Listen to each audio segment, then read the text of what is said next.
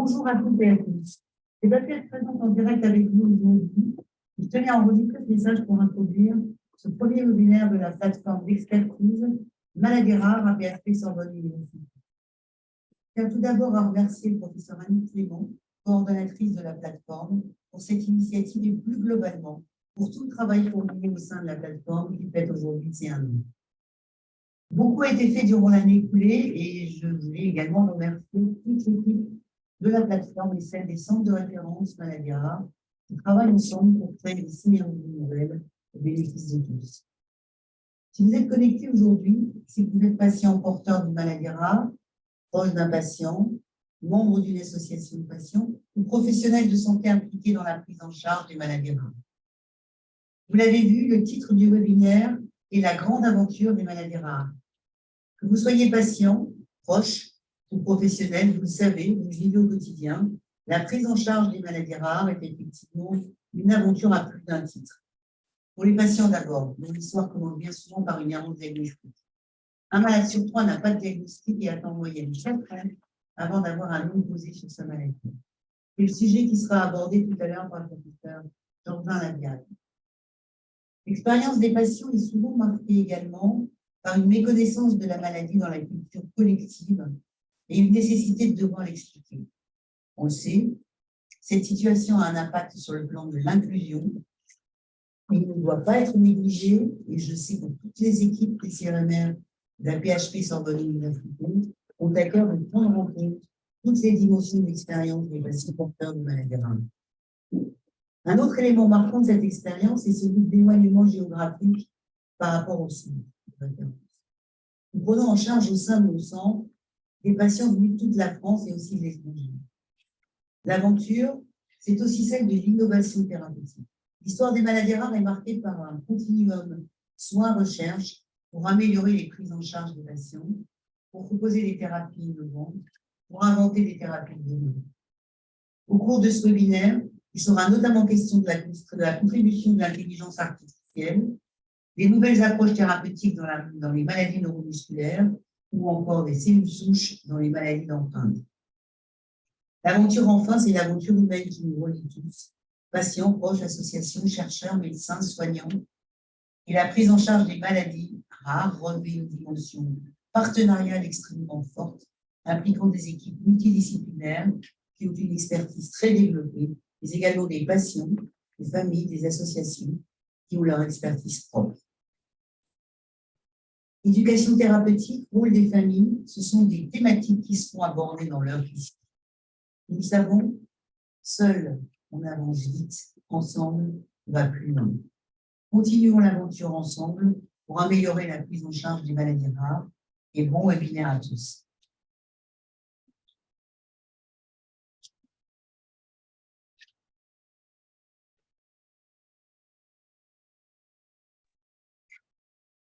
Bonsoir à tous et à toutes. Merci beaucoup à Annick Clément de m'avoir proposé de faire l'introduction de ce séminaire qui survient 15 jours après la journée internationale justement sur les maladies rares. Une petite réflexion, quand on somme toutes ces maladies rares, eh bien finalement, quand on regarde le nombre de patients concernés, on n'est plus vraiment dans une rareté. La recherche, par contre, est quelque chose d'extrêmement important pour moi sur ces maladies rares. D'abord parce que souvent, elles n'intéressent pas forcément les industriels. Souvent, ce sont des médicaments qui vont être trouvés qui sont dits orphelins. C'est souvent une recherche académique de haut niveau qui nécessite une coopération très importante, justement du fait de la rareté des patients concernés. Et cette coopération, elle doit s'établir au sein d'une région, d'un pays, voire parfois au niveau européen.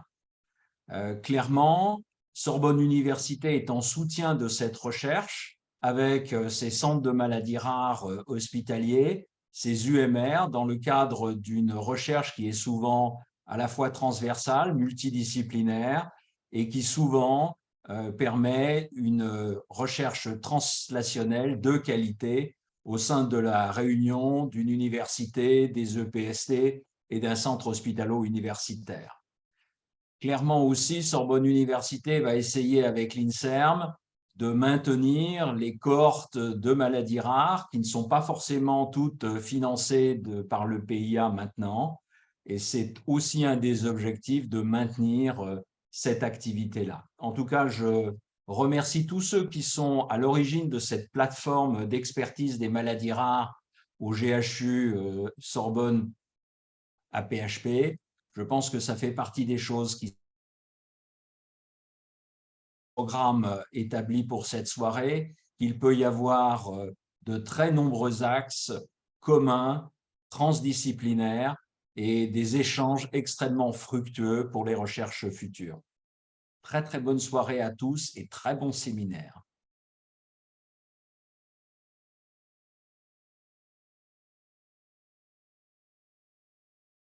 Bienvenue à toutes et à tous. Je suis Annie Clément, professeure de pédiatrie de Sorbonne Université et coordinatrice de la plateforme d'expertise maladies rares APHP-SU. C'est un très grand plaisir de vous accueillir pour ce webinaire qui est organisé par la plateforme et qui s'inscrit dans la dynamique maladies rares qui est portée par le ministère de la Santé et aussi en lien avec le ministère de la Recherche. Donc, je remercie très vivement, vous venez de les entendre, Madame Velti, directrice du GHU, et le professeur Rioux, doyen de la faculté de médecine de Sorbonne Université, pour leurs introductions et aussi pour leur soutien. En effet, ces soutiens ont été absolument essentiels pour la création, il y a un an, de cette plateforme maladies rares qui vient en complément des structures déjà existantes, les centres de référence et de compétences et les filières maladies rares. Alors vraiment très rapidement, les missions de la plateforme. Les missions de la plateforme sont de rassembler les expertises médicales et scientifiques du GHU, de permettre leur partage et ainsi de créer de nouvelles synergies pour une prise en charge plus optimale et innovante des malades en lien avec leurs familles et avec les associations de patients. Donc, la plateforme est donc résolument tournée vers les patients. Son périmètre est très vaste. Il intègre 103 centres maladies rares qui sont répartis dans 5 hôpitaux, avec donc de très nombreuses équipes cliniques et de recherche, touchant pratiquement tous les domaines de la médecine. Et j'ajouterai des axes convergents de questionnement scientifique qui permettent, à partir des problématiques de maladies rares, de toucher un grand nombre de maladies dites communes. La plateforme est ainsi pleinement investie dans la grande aventure des maladies rares, c'est l'intitulé que nous avons donné à ce webinaire, avec l'ambition d'être au plus près des patients, en développant des programmes d'information, de formation et de recherche clinique et participative, et aussi en puisant des ressources sans cesse renouvelées dans l'environnement scientifique très riche de Sorbonne Université et dans des domaines très variés comme ceux de l'intelligence artificielle, des humanités et encore de l'université des patients. Alors, le webinaire que nous vous proposons illustre la dimension et la puissance de cette grande aventure.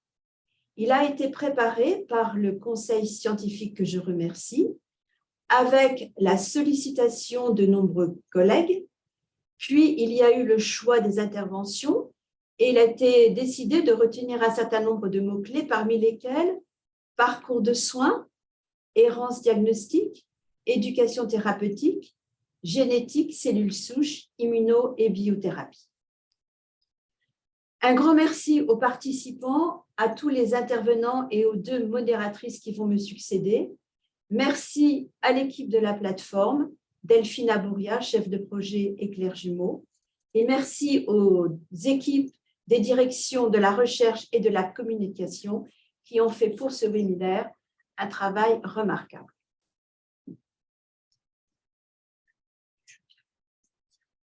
Je donne maintenant la parole à Michel Rosenzweig. Bonjour. Donc, je vais coordonner, je vais modérer avec Irène Letchine le reste de cette aventure, je dirais. Et donc, on va vous présenter les différents intervenants. En fait, on organisera, il va y avoir des questions, vous pouvez poser des questions. On les prendra à la fin, après tous les intervenants. Ça dépendra du nombre de questions qu'il y aura, mais on sera peut-être obligé de faire une petite sélection. Ce qu'on vous demande, c'est de ne pas poser des questions trop personnelles, mais des questions plutôt d'ordre général. Et normalement, il faut qu'on se tienne au temps qui nous est imparti. Et donc, on va commencer. Donc, je laisse la parole à Irène. Merci beaucoup, Michel. Donc, bonjour à toutes et à tous. Et donc, c'est avec plaisir que je co-modère ce webinaire. Donc, moi, je suis pédiatre à l'hôpital Trousseau et je coordonne le centre de référence des maladies endocriniennes, de la croissance et du développement. Alors, pour commencer, on a le plaisir d'écouter Sophie Christ-Maître du CRMR maladies endocriniennes de la croissance et du développement née à l'hôpital Saint-Antoine, qui va nous parler du parcours du soin et éducation thérapeutique des patients présentant un syndrome de Turner.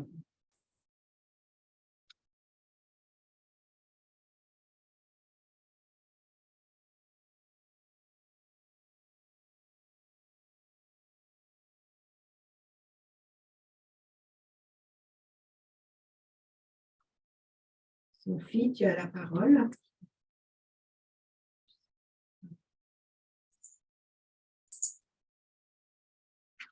Bonjour à tous, je suis Sophie Christ-Maître, responsable du Centre des maladies endocriniennes rares de la croissance et du développement au sein du service d'endocrinologie à l'hôpital Saint-Antoine.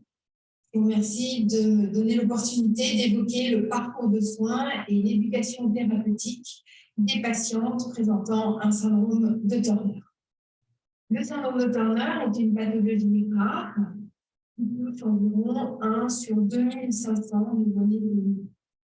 Cette pathologie a une origine chromosomique. Il s'agit d'une délétion partielle ou totale d'un chromosome X. Dans 50% des cas, le karyotype montre un karyotype homogène 45X. Et dans 40% des cas, il existe des mosaïques, souvent des formes moins sévères, soit avec des cellules 46X ou des cellules 46XY. Le phénotype du syndrome de Turner est très varié. Il peut être extrêmement modéré ou plus sévère.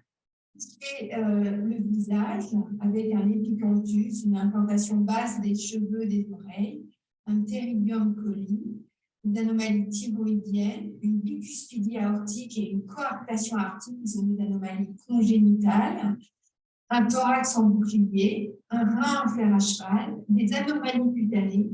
Mais les deux signes les plus fréquents, qui touchent plus de 95% des patients, sont la petite taille et l'insuffisance ovarienne prématurée ou IOP, qui est la conséquence d'une perte accélérée des follicules et des ovocytes avant l'âge de 40 ans. Donc, les principaux enjeux chez les femmes avec un syndrome de Turner sont premièrement l'IOP, avec une infertilité, et dans une étude nationale que nous avions menée, qui est publiée en 2016, nous avions montré qu'il y avait environ 6% de grossesse naturelle. Donc, en cas de désir d'enfant, les femmes vont surtout avoir recours à des techniques d'ALP avec don d'ovocytes. Cette perte folliculaire va engendrer une carence en estrogène et ces femmes devront être suivies parce qu'elles doivent bénéficier du traitement hormonal substitutif avec des estrogènes et de la progestérone pour éviter une perte osseuse. Le deuxième enjeu, c'est l'aorte, parce que ces femmes ont un risque de dilatation aortique, voire de dissection aortique, et elles ont une mortalité cardiovasculaire supérieure à la population générale.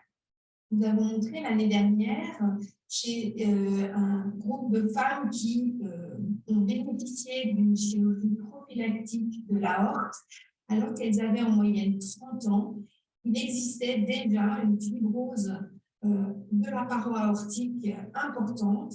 Et d'autre part, il existait un pourcentage de monoglobuline 45X dans la paroi aortique qui était supérieur au pourcentage de 45X au niveau sanguin.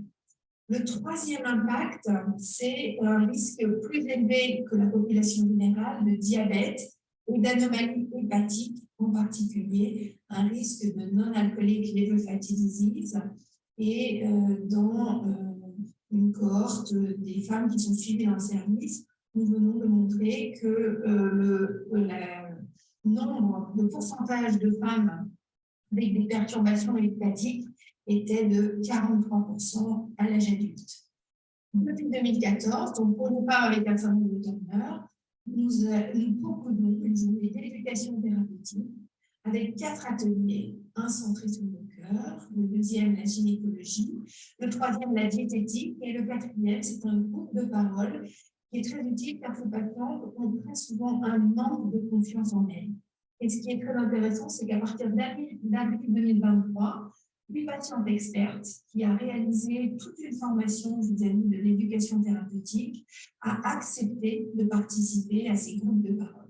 Donc, au sein de la journée, toutes ces pathologies qui peuvent être présentes dans ce syndrome sont évoquées et permettent des échanges avec 3 ou 4 patients présentes le même jour au sein du service. Donc, cette éducation thérapeutique, il est à 4 étapes, comme toute éducation thérapeutique, un diagnostic éducatif, un contrat d'éducation, des séances d'apprentissage que nous avons évoquées et une restitution personnalisée. Et je voudrais vous montrer des témoignages de femmes qui disent « J'ai compris pourquoi je dois faire des bilans régulièrement ». Parce qu'en fait, il est intéressant de savoir que le diagnostic il est établi en moyenne en France à l'âge de 8 ans. Il peut être, ces enfants sont traités par hormones de croissance en pédiatrie, qui souvent étaient perdus de vue à l'âge adulte. Et grâce à ces centres de maladies rares, et associés des centres pédiatriques et des centres adultes, la transition est assurée et le suivi au long cours à l'âge adulte est optimisé. Donc, ces patientes, elles comprennent aussi qu'elles doivent modifier l'alimentation et bien choisir l'exercice physique. Le but ultime est de prévenir la dilatation de l'aorte ou en tout cas l'accident grave de la dissection aortique. Donc, en conclusion, le syndrome de Turner, c'est une pathologie rare, complexe, qui nécessite une prise en charge multidisciplinaire.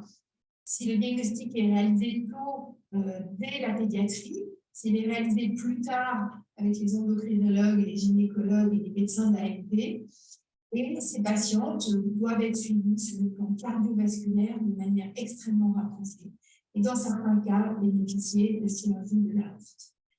La notion très importante, c'est qu'elle nécessite un suivi tout au long de leur vie, car plus elles avancent en âge, plus les pathologies thyroïdiennes, hépatiques et aortiques deviennent fréquentes.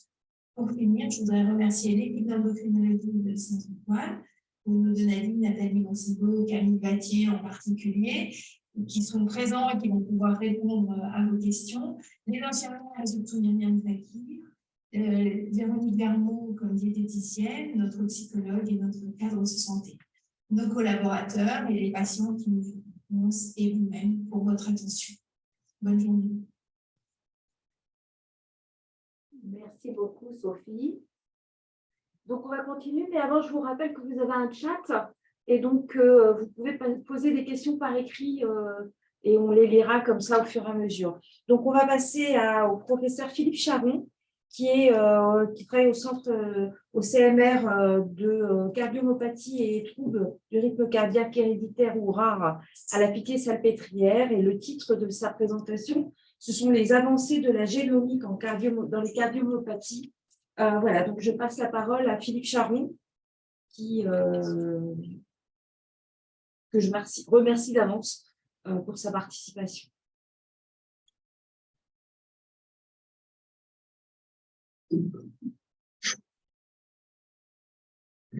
Bonjour, je m'appelle Philippe Charon, je dirige le centre référent de cardiaque héréditaire à la Pitié-Salpêtrière. Les cardiomyopathies sont des maladies du myocarde avec différents types, par exemple dilatée, hypertrophique. Ce sont des maladies rares, mais collectivement, elles représentent un vrai enjeu de santé publique. Elles constituent les causes principales de mort subite et d'insuffisance cardiaque avant l'âge de 40 ans. Et quand on regarde en effet dans cette étude exhaustive française, on voit que les cardiomyopathies représentent 71% des transplantations cardiaques réalisées avant l'âge de 40 ans, 51% des causes de défibrillateur, 23% des hospitalisations pour insuffisance cardiaque. Les enjeux thérapeutiques sont évidemment importants et la problématique est la suivante. Il existe des thérapeutiques, notamment invasives, qu'on propose aux sujets les plus à risque, comme le défibrillateur pour prévenir la mort subite, la transplantation cardiaque dans l'insuffisance cardiaque avancée. Et il est donc indispensable d'identifier les patients les plus à risque à qui on va proposer ces traitements invasifs.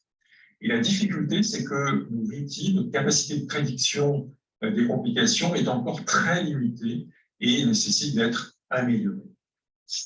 Et l'un des éléments qui peut jouer un rôle, c'est la génétique. On sait que les cardiomyopathies sont le plus souvent d'origine génétique, avec différents gènes qui sont bien identifiés dans différents compartiments cellulaires, dont certains sont représentés ici. Et une première avancée récente, c'est qu'on intègre maintenant les résultats du test génétique aider à la prise en charge personnalisée de ces patients. Le test génétique nous aide dans différents domaines, mais notamment dans la prédiction des patients à risque, parce qu'il a été mis en évidence que certains gènes ou certaines mutations sont associées à un pronostic beaucoup plus sévère. C'est le cas, par exemple, dans la cardiomyopathie dilatée, des patients qui ont une mutation dans le gène des glanines, AC, avec une évolution plus sévère comparée à d'autres patients qui ont une cardiomyopathie dilatée, mais un gène différent. C'est montré ici avec ces courbes de survie. En fonction de l'âge, on voit que en ordonnée, c'est la survie qui va diminuer beaucoup plus rapidement dans le second des patients avec des mutations dans ce gène par rapport aux autres. Et donc, le résultat de ce test génétique est intégré maintenant dans la décision de proposer à un patient un défibrillateur, et c'est même intégré dans les recommandations internationales depuis. Une deuxième étape importante a été franchie récemment avec l'utilisation de l'étude du génome entier, qui, dans cette étude internationale que nous avons coordonnée, a permis de mettre en évidence d'autres variants génétiques nouveaux qui se combinent finalement pour aboutir au développement de la maladie. Donc on passe à un modèle de maladie plus complexe. Il ne suffit pas d'un seul variant, mais aussi il y a une combinaison de variants génétiques qui va aboutir au développement de la maladie. Et c'est ce qu'on a montré ici, par exemple, avec 4 locus, 4 régions chromosomiques qui ont été identifiées comme associées à la survenue de la maladie, et au passage avec 2 nouveaux gènes dans cette maladie qui nous aident à pousser plus loin la compréhension du mécanisme de la maladie. Et puis, ce qui nous intéressait, c'est que nous avons étudié le rôle cumulatif de ces variants génétiques, de la combinaison de ces variants génétiques, en modélisant ce qu'on appelle un score de risque polygénique, où on voit en fonction, ici dans cette figure, du nombre d'allèles à risque en 6, on voit que le risque augmente progressivement. Et donc, plus on a de variants génétiques, et bien plus on a, dans la population générale, un risque important de développer la maladie. Et à l'inverse, quand on a peu de variants, on va avoir un risque beaucoup plus faible. Et donc, on a une modélisation qui nous aide considérablement ici à prédire les choses, à prédire le développement de la maladie, mais aussi à prédire l'évolution de la maladie. Et ça, c'est ce qu'on a montré dans une autre étude, dans la cardiomyopathie cette fois-ci, avec un score de risque polygénique qu'on a pu identifier également. Et on a pu voir que dans le sous-groupe de patients avec la maladie, et qui avaient par ailleurs une mutation dite rare responsable de la cardiomyopathie, et bien si on prend en compte les autres variants supplémentaires, on arrive à mieux prédire les complications avec des taux de survie qui sont plus réduits avec un score de risque élevé ici. La prochaine étape, ça va être d'intégrer de nouveaux outils, ceux de l'intelligence artificielle, pour intégrer des données beaucoup plus nombreuses encore, pour mieux identifier les prédicteurs de ces complications cardiovasculaires dans le cardiomyopathie. C'est ce que nous allons débuter prochainement dans le projet CardiHack qui vient d'être accepté il y a quelques jours par cet appel d'offres du Health Data Challenge. Et donc, c'est un projet que nous allons mener avec Sky, le Centre Sorbonne pour l'intelligence artificielle, et avec aussi l'Institut hospitalier universitaire. Donc, en conclusion, l'étude génomique des cardiomyopathies nous aide à mieux comprendre les bases génétiques de la maladie, avec le rôle non seulement de variants rares, mutations de sens strict, mais aussi le rôle de variants fréquents. Et c'est l'intégration de ces déterminants génétiques qui nous aide de plus en plus à mieux prédire le pronostic et identifier les patients les plus à risque, et améliorer ainsi nos décisions thérapeutiques et progresser pour la santé de nos patients. Voilà, je vous remercie. Merci beaucoup, Philippe. Et donc, on va passer donc à la présentation suivante. Donc, on va continuer l'aventure avec le docteur Antonin Lamazière du département de métabolomique clinique de l'hôpital Saint-Denis. Il va nous faire part de la contribution de la métabolomique et de l'intelligence artificielle au diagnostic des maladies rares.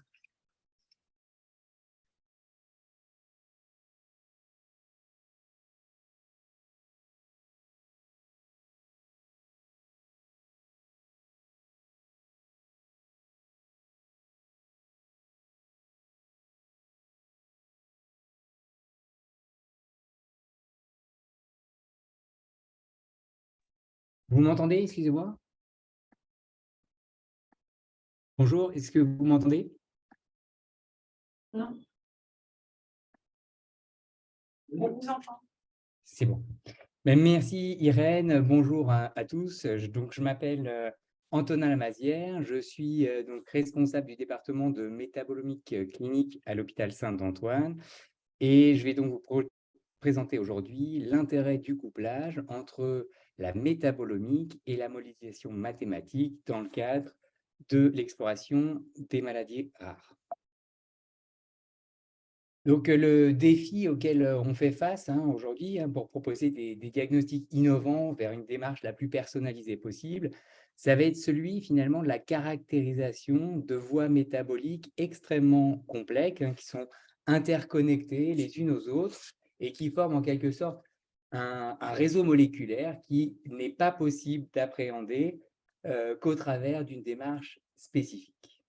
Donc, cette démarche, je vais vous la présenter. Elle va coupler en fait des stratégies analytiques modernes et performantes qu'on appelle la spectrométrie de masse. Et on va coupler ces approches avec des outils mathématiques qui vont permettre de modéliser les données issues à la fois des analyses qu'on effectue en masse, mais également des données issues de la génétique et de la clinique. Donc, en quoi, en fait, la spectrométrie de masse a changé la donne pour le diagnostic en biologie médicale? Finalement, pour faire simple, le changement de paradigme, il vient principalement du fait qu'avec la spectrométrie de masse, on va être capable d'identifier ce qu'on appelle des empreintes chimiques des molécules qui vont nous intéresser. C'est-à-dire qu'en deux mots, on va être sûr que la molécule qu'on dose, c'est bien celle qui nous intéresse. Et donc ça, ajouté également à un saut technologique qui est apparu il y a une petite dizaine d'années, qui a fait que ces machines sont devenues extrêmement sensibles, extrêmement rapides, et on a été capable de quantifier simultanément des dizaines de ces empreintes chimiques. Du coup, on a obtenu ce qu'on a appelé des empreintes métaboliques qui sont particulièrement adaptées pour le diagnostic. Et donc, du coup, grâce à ce shift technologique, on est passé de l'immunodosage, avec lequel on avait une spécificité médiocre, une sensibilité plutôt faible et surtout cette approche par immunoanalyse qui nous impose un raisonnement analyte par analyte. Au contraire, dans notre démarche, on va chercher à capter cette complexité dont je vous parlais initialement, c'est-à-dire qu'on va avoir des approches ciblées pour quantifier des métabolomes, c'est-à-dire l'ensemble des espèces moléculaires d'une voie métabolique qui va nous intéresser. Et en fait, ce qu'on va faire, c'est qu'on va coupler ces empreintes métaboliques à des données clinico-biologiques, génétiques, au travers d'études de cohorte, d'accord, à travers des études cliniques, et on va pouvoir construire comme ça des modèles mathématiques qui vont intégrer l'ensemble des données clinico-biologiques pour avoir une approche holistique et au final obtenir des scores de stratification et de prédiction. Donc, pour vous illustrer cet aspect-là, j'ai choisi une application qu'on a développée en particulier avec les équipes d'Irène Netchin et d'Anne Bachelot à la Pitié, qui concerne le diagnostic des hyperplasies congénitales des surrénales. Donc, comme vous pouvez le voir, on va se trouver cette fois-ci dans la voie de biosynthèse des stéroïdes, qui est extrêmement complexe, avec de nombreuses espèces moléculaires. Et grâce à nos approches omiques, on va être capable de cartographier l'ensemble de cette voie pour identifier les possibles blocs enzymatiques et ainsi être capable de faire un diagnostic étiologique rapide de cette pathologie. Donc, en pratique, voilà ce que l'on obtient comme profil métabolique obtenu chez un individu contrôle. Chaque pic correspond à une espèce moléculaire. Et ce qui est assez enthousiasmant, finalement, c'est que dans un contexte pédiatrique, c'est qu'on va être capable maintenant de quantifier ces empreintes métaboliques sur une simple tache de sang, qu'on peut utiliser dans le cadre du dépistage néonatal notamment, ou même maintenant de la salive. On développe ça avec les équipes d'Irène Netchin. Et donc, on s'attend à ce que ça chamboule la prise en charge, évidemment, dans les prochaines années. Donc, quoi qu'il en soit, sans être expert en spectrométrie de masse, si on compare ce profil d'un enfant atteint d'un contrôle à celui d'un enfant qui est atteint d'un déficit en 21-hydroxylase de forme classique, on est capable, en calculant les degrés de dissimilarité entre ces empreintes, de poser le diagnostic. Alors, vous me direz, c'est vrai que je me suis placé dans une situation pédiatrique qui sont souvent plus franches, mais qu'en est-il finalement des autres formes adultes qu'on appelle à révélation tardive et qui se confondent cliniquement avec d'autres pathologies extrêmement fréquentes, comme par exemple le syndrome des ovaires polykystiques?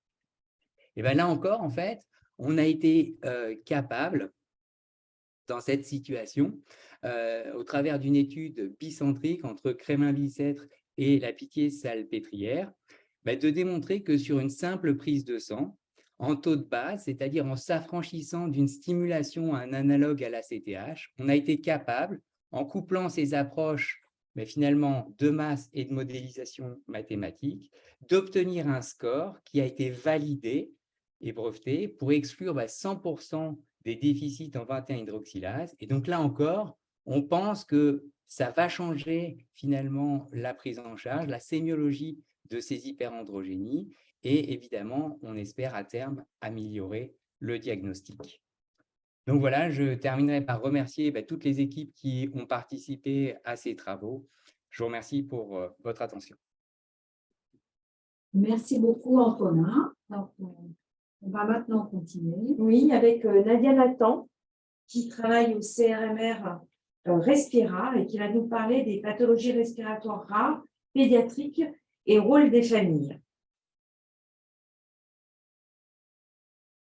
Bonjour.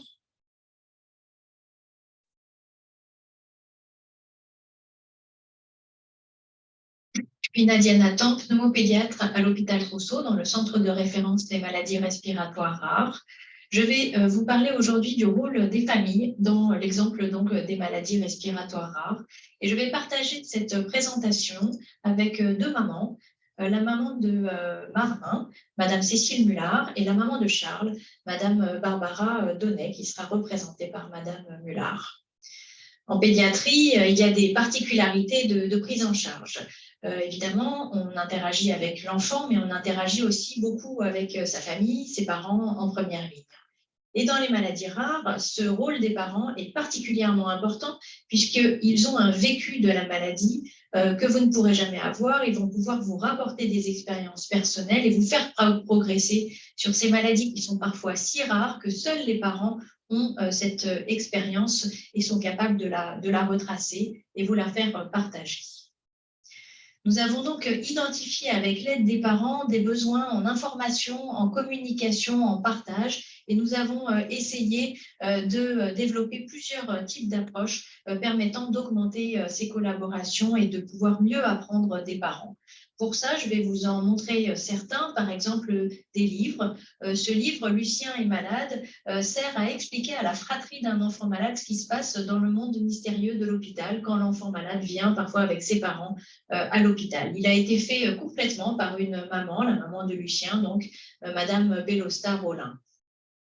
Un autre exemple, c'est l'écriture de ces livrets d'information. Ce sont des livrets qui sont destinés à être donnés aux parents, lus avec eux, expliqués avec eux. Et il nous fallait absolument la participation des parents pour la rédaction de ces livrets, le but étant qu'ils soient compréhensibles par tous, pour tous, et qu'ils répondent aux questionnements que les parents pourraient avoir sur une maladie, sur un groupe de maladies, ou encore sur une problématique spécifique, comme là, par exemple, la génétique ou l'alimentation des enfants avec des maladies respiratoires rares. Évidemment, on se base aussi sur les livrets qui sont créés par les associations de patients et on les distribue. On peut s'en inspirer aussi pour les livrets qu'on va générer au nom du centre de référence. Et la création d'une association de patients, c'est toute une aventure. Ça débute parfois sur les réseaux sociaux. Et c'est pour ça que je voulais vous faire part de l'expérience de ces deux mamans qui ont créé l'association des hyperplasies des cellules neuroendocrines, grâce aussi à l'université des patients. Cette maladie étant une maladie pulmonaire très rare, pour laquelle leur aide a été tout à fait nécessaire.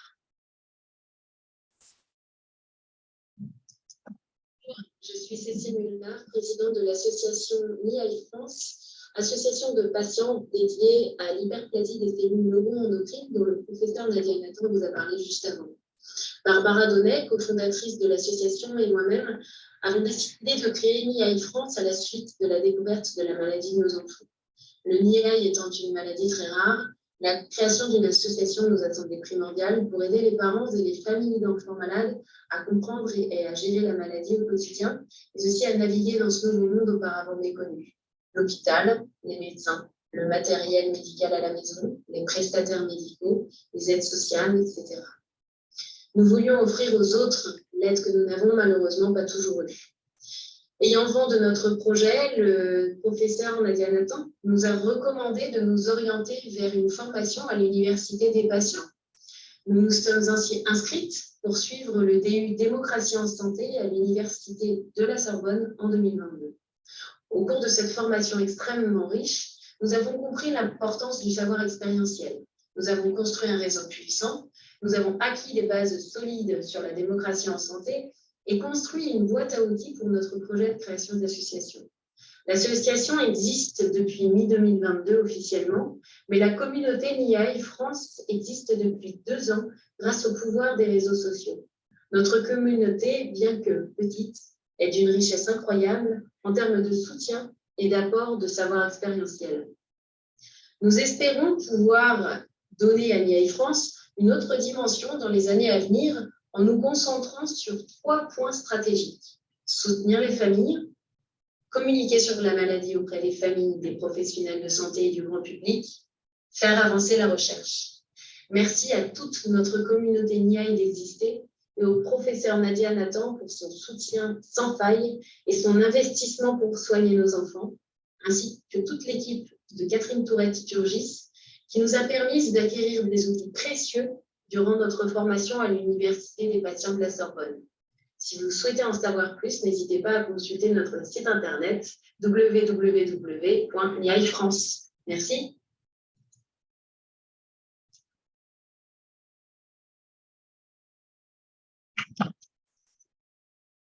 Je reprends juste la main pour remercier Madame Mullard et aussi vous partager le lien vers les livrets qui pourront être déclinés pour tout type de maladies rares et aussi vous rappeler le site de l'association NIAI France. Je vous remercie de votre attention et vous souhaite une très bonne fin de séminaire. Merci Nadia et merci à la maman qui a participé à cette présentation qui était vraiment très intéressante. Et donc, on continue avec la suite. Oui, un petit rappel, n'hésitez pas à mettre des questions dans le chat. Et on va continuer en écoutant le docteur Héloïse Djavikani du CRMR Maladies endocriniennes de la croissance et du développement de l'hôpital Rousseau. Et Héloïse va nous parler des cellules souches dans les maladies d'enfance, un modèle au top.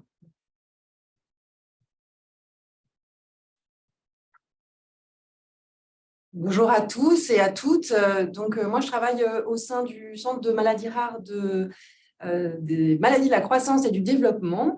Et puis, aujourd'hui, je voulais vous parler de notre approche plus fondamentale de modélisation des maladies liées à l'empreinte parentale.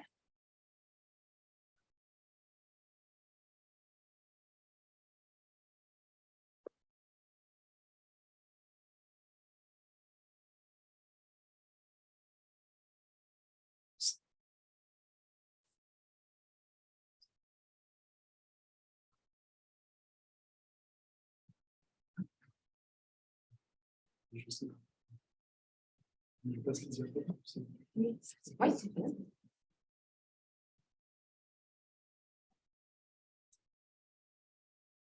Donc, l'empreinte parentale, finalement, qu'est-ce que c'est? Puisque ce n'est pas forcément un concept avec lequel vous êtes très familier.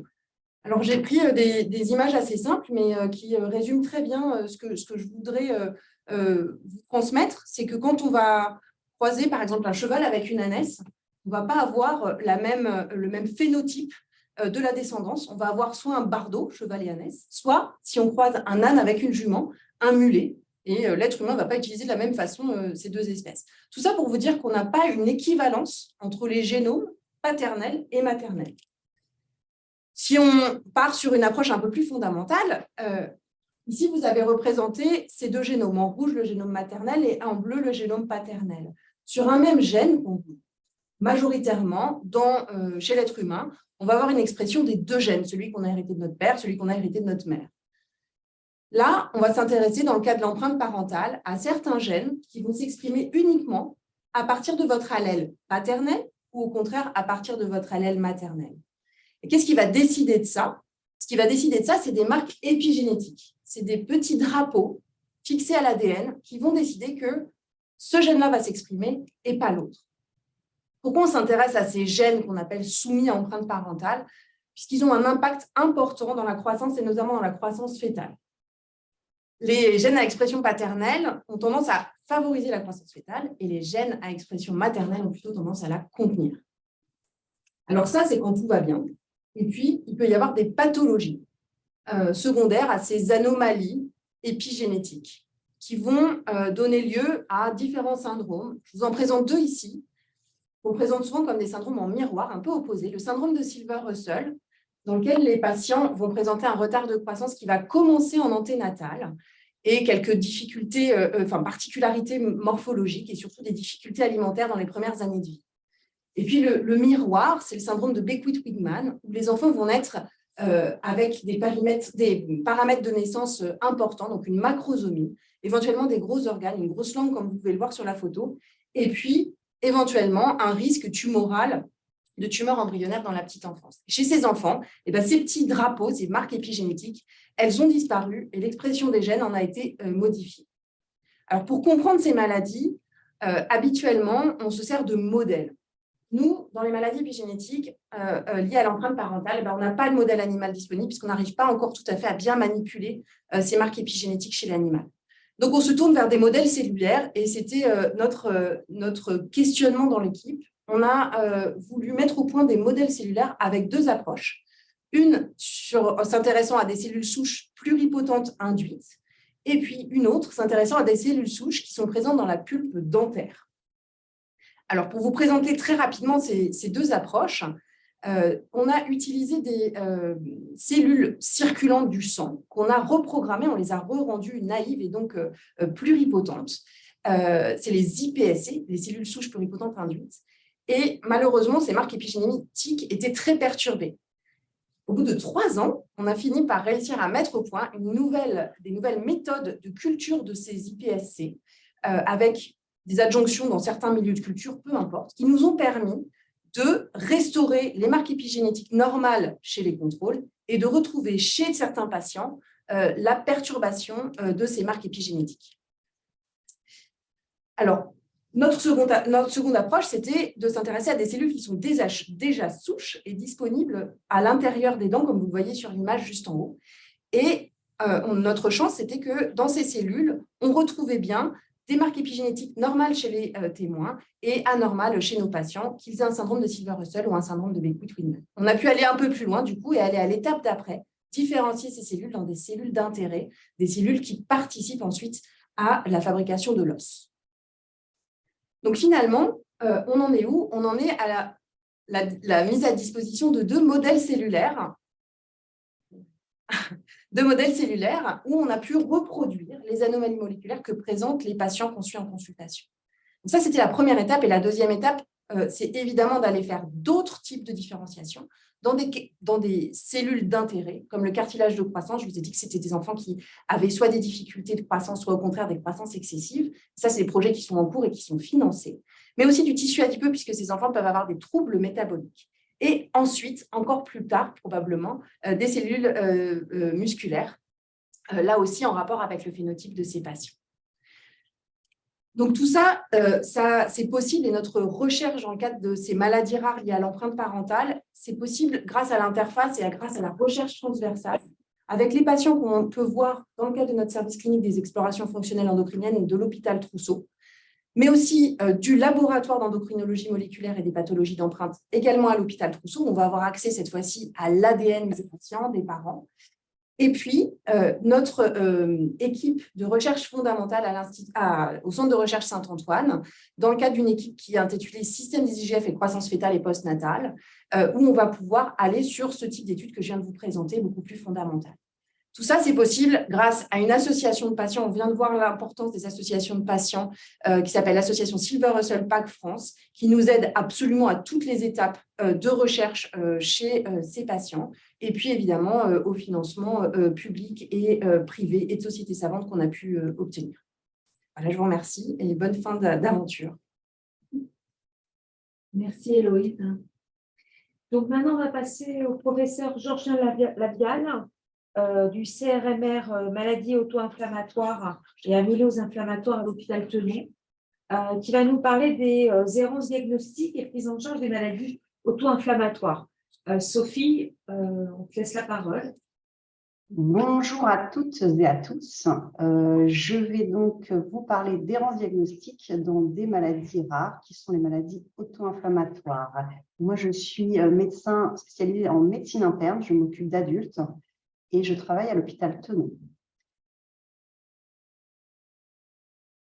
Alors, d'abord, qu'est-ce que l'errance?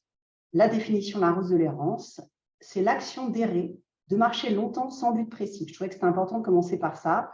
Je sais qu'il y a des patients qui nous écoutent, je sais qu'il y a même des patients qui ont une maladie auto-inflammatoire qui nous écoutent, et je pense que c'est important de rappeler ça et que des patients vont peut-être se rappeler.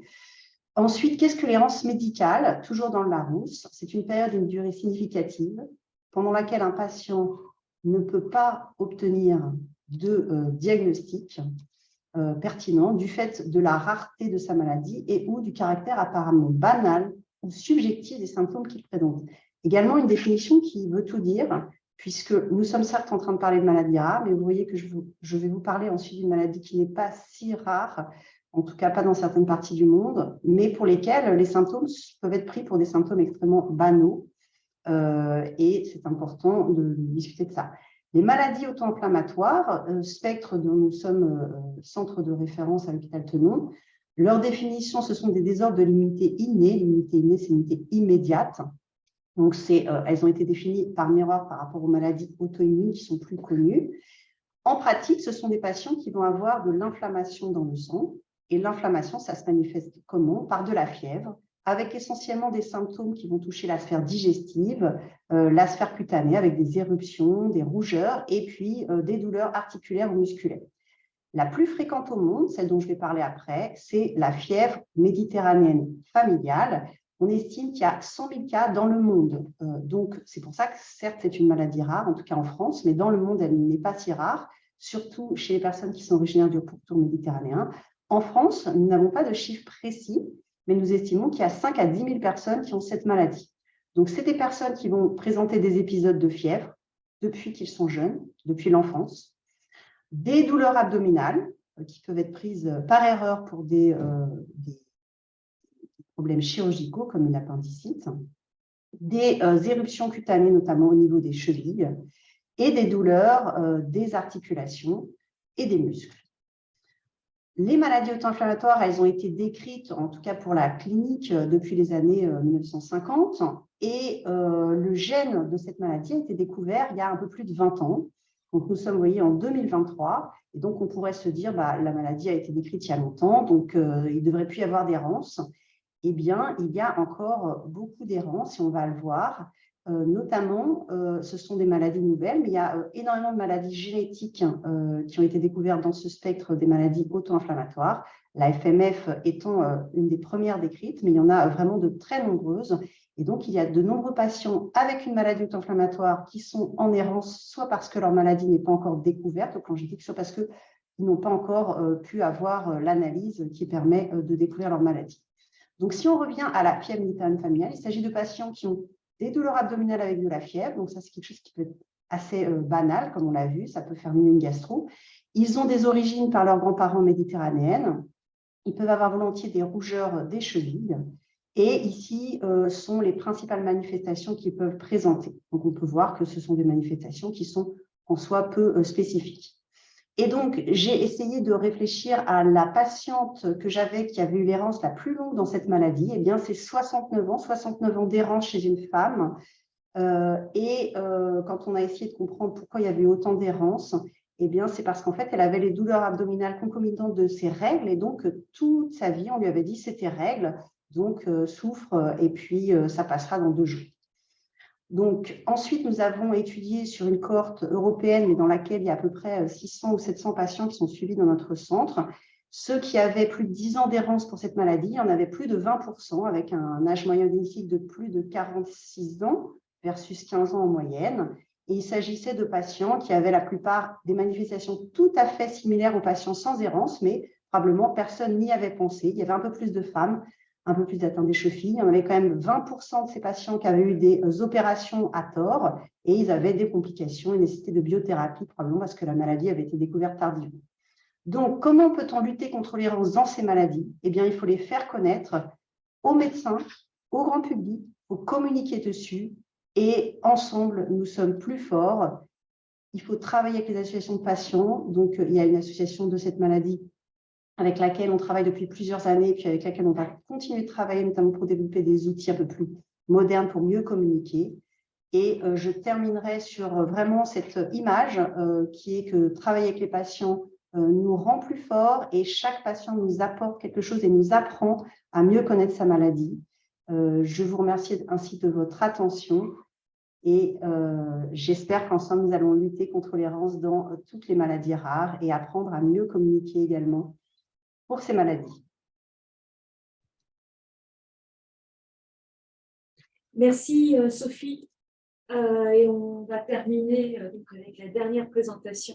Oui, donc le docteur Teresina Evangelista qui va nous parler des nouvelles approches thérapeutiques dans les maladies neuromusculaires et de l'équipe ERN Rare Neuromusculaire Disease et de l'Institut de myologie à l'hôpital de la Pitié-Salpêtrière. Bonjour, je suis neurologue de formation et je suis la responsable de l'unité fonctionnelle de pathologie neuromusculaire au service de neuropathologie. Quand j'étais très jeune, comme neurologue, maintenant il y a pas mal de temps, mais il n'y a pas si longtemps, les neurologues, il y avait un stéréotype de collègues, c'est que nos neurologues sont excellentes pour évaluer et diagnostiquer les patients, mais n'arrivent pas à offrir quoi que ce soit aux patients. Et ça, c'était le stéréotype pour les neurologues il y a 20 ans. Tout ça a changé. Et ça, c'était tellement trop pour les maladies, c'est tellement vrai pour les maladies neuromusculaires que ça a vraiment changé dans ces dernières années.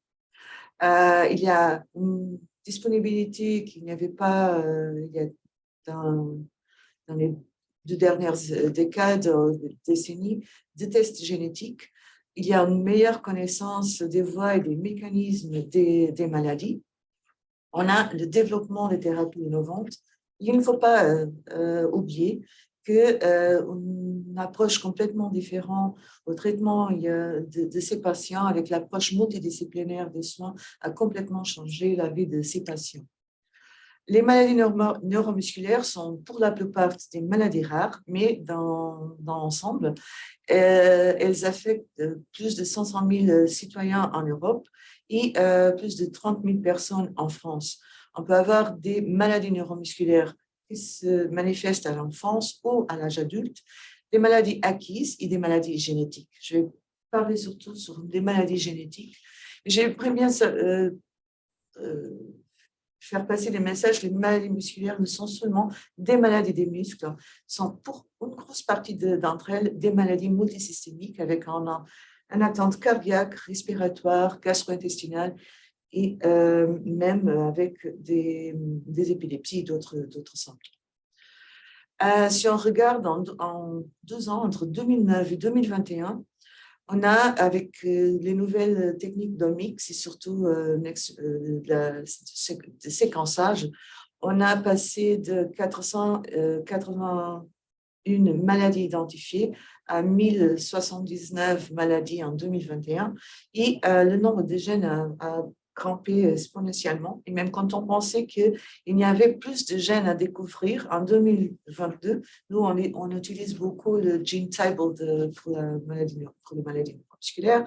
25 nouveaux gènes ont été découverts et on était en 2022 à 1129 nouvelles maladies décrites. Alors, ce serait impossible de tout parler, mais le diagnostic a bien augmenté, notre capacité de diagnostic des maladies neuromusculaires a augmenté. Il y a encore beaucoup d'errances diagnostiques, mais cette avance dans le diagnostic est aussi été accompagnée par une avance dans les traitements. C'est en étude 2020 où il y a plus ou moins 200 nouveaux médicaments dans le pipeline pour les maladies neuromusculaires, avec un rapport 50-50 entre les phases précliniques et cliniques. Les maladies cibles, surtout, étaient le SLA et le Duchenne. Et ça veut dire qu'en 5 ans, on a multiplié par 5 le nombre d'essais cliniques disponibles. Il y a plusieurs, je ne vais pas parler de tout ce qui est écrit dans ce diapo, il y a plusieurs approches thérapeutiques qui ont été identifiées et qui sont en train de donner ses fruits. Je parlerai surtout à propos des thérapies géniques et surtout pour la correction des défauts géniques au niveau de l'ADN nucléaire. Il y a une histoire que je pense que dans les dernières années, dans les médias et c'est dans la vie, tout ce qui travaille avec des patients avec des maladies neuromusculaires, c'est l'atrophie musculaire spinale. La SMA, elle affecte en France, ça c'est des données françaises, entre 8 à 10 nouveau-nés qui sont nés sur 100 000 naissances. Il y a une personne sur 50 qui peut être porteuse de mutation sur le gène associé à la SMN. Il s'appelle le gène SMN1. Les personnes en bonne santé ont une copie normale du gène SMN1. Quand il y a la maladie, il y a une délétion dans des exons, c'est l'exon 7, et il n'y a pas de protéine qui fonctionne. Mais comme l'organisme humain c'est assez bien construit pour la plupart des temps, on a un gène en copie, c'est presque similaire à celui de SMN1, qui s'appelle SMN2. Et ce gène, dans un individu normal, il manque l'exon 7. Alors, la protéine, quand elle est produite, elle disparaît rapidement, mais on a quand même un petit pourcentage de 10 à 30% de protéines qui restent, qui est produite par cette gène. Et ça, c'était très important pour les différentes approches thérapeutiques pour les SMA. Les SMA, c'est très sévère, comme il y a des différentes formes, type 1 ou 4. Ça, la sévérité augmente, diminue. Dire, le type 1, c'est le plus sévère. Les enfants sont décédés, la plupart avant l'âge de 12 ans. Et une chose importante qui a été vue pendant toutes ces années, c'est que la gravité, la sévérité de la maladie est associée au nombre de copies de SMN2 que le patient a. Alors, les patients avec le type 1 ont une copie, les autres peuvent avoir entre 2 à plus de 25 copies. Les médicaments, on est gâté pour la choix, pour traiter la SMA. Il y a 3 médicaments qui ont une autorisation de mise sur le marché. Un qui s'appelle nusinersen, c'était le premier. C'est un RNA de synthèse, il s'appelle un oligonucléotide antisens. C'est une formulation de synthèse qui va augmenter la production de la protéine SMN par le gène SMN2. Cette thérapie a un inconvénient, c'est que c'est donné par une ponction lombaire et ce n'est pas toujours agréable. En 2020, presque simultanément, la thérapie génique a été mise sur le marché. C'est une perf unique et ça a changé. Chacune de ces thérapies, elles ont changé complètement la vie des patients. Et on a maintenant des patients qui ont, si avant les types 1, ils n'arrivaient pas à s'asseoir, maintenant, ils arrivent à marcher. On est maintenant en train d'avoir des phénotypes complètement différents de la maladie avec ces nouvelles thérapies. Et aussi en 2020, c'est très important, surtout pour les patients avec des formes tardives de l'adulte, parce que la scoliose ne permet pas les injections, les ponctions lombaires très facilement. Il y a une formulation orale qui est aussi efficace sur cette maladie. Mais ça ne se termine ici. On a 3 médicaments sur le marché. Ça, c'est un carton que j'ai piqué sur une des associations de malades. Et vous pouvez voir qu'il y a très nombreux médicaments dans le pipeline pour traiter la SMA. Ces médicaments sont quelques-uns déjà dans la phase clinique. Et bon, j'ai parlé de SMA parce que ça affecte les enfants, mais j'ai mis ici quelques des maladies qui ont déjà un traitement. Pour la plupart, il y a une grosse partie qui a des traitements avec de la thérapie génique, comme certaines formes, une forme de SLA, l'amyloïdose, la polyneuropathie amyloïde. Il y a des essais pour les myopathies centronucléaires, la neuropathie axonale géante, toutes des maladies rares. Les Duchenne, malheureusement, il y a des médicaments déjà en place, mais pas comme on voulait voir, comme on voit sur les SMA. Et je vous remercie et je vous souhaite un bon après-midi, un bon fin de journée. Merci beaucoup. Donc, merci à tous les orateurs et oratrices et au public qui a écouté. Alors, est-ce qu'on a des questions dans le chat? Non? Pas de questions? Bien, s'il n'y a pas de questions, je pense qu'on peut peut-être remercier tout le monde.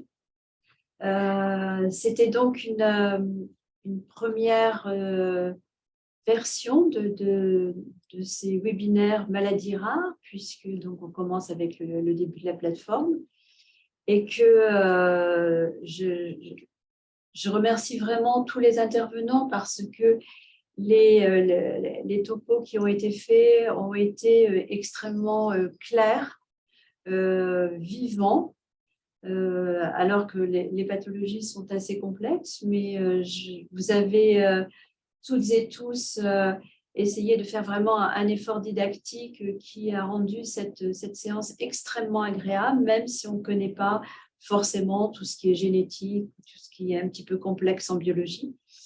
Et je pense que ça sera un document qu'on va pouvoir partager et qu'on va pouvoir revoir et de donner une suite à tout ça. Donc, un grand merci à tout le monde. L'aventure, la grande aventure des maladies rares, celle que l'on vit ici au niveau de notre GHU, APHP, au niveau de Sorbonne Université, continue et on est très heureux d'être présent et n'hésitez pas à nous contacter, n'hésitez pas à nous faire part de choses que vous souhaiteriez qu'on mette en place.